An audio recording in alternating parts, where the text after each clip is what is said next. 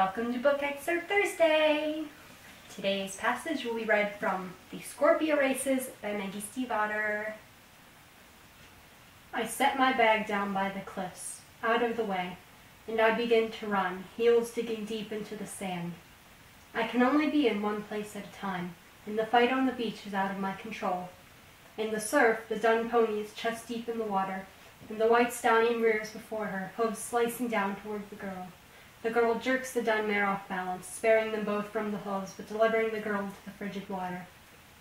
And that was what the Kapalishka, a fearful dull Pegasus with disintegrating wings of sea foam, wanted. His teeth flash, the color of dead coral. His great head smashes against the girl as her head comes up above water. Teeth clamp onto her hooded sweater, legs kick in preparation for his dive. I am already in the water, my fingers numb with the cold, and I swim to him through this perilous water, my progress agonizingly slow. The girl keeps going below water and clawing her way back. I drag myself closer with the floating hairs of his tail. I straddle his back and grab a handful of mane as I make my way up his neck. There is no time to trace the outlines of his veins with iron or push him with shins.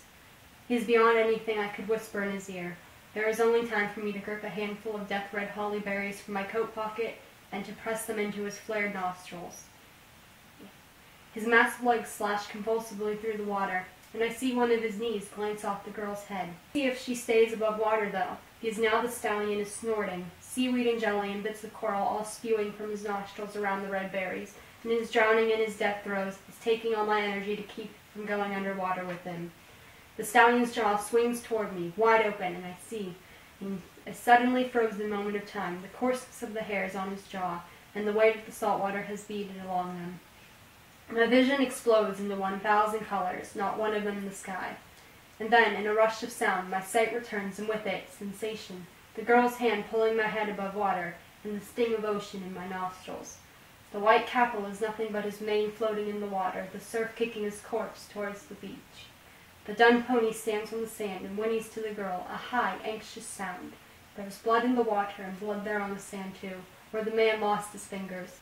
They are still calling my name on the beach, though I can't tell if it's to solicit my help or to solicit help for me. The girl coughs, but no water comes up. She's shivering, though her eyes are fierce.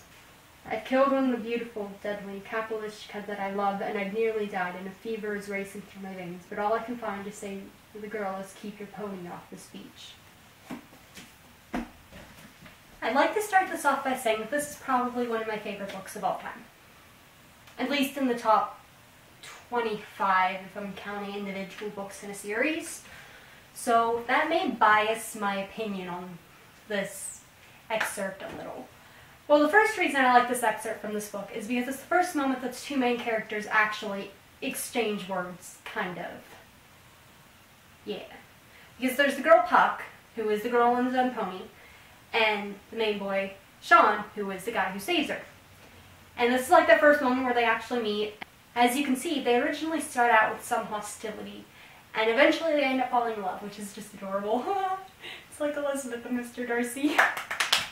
Except Mr. Darcy actually liked her the entire time.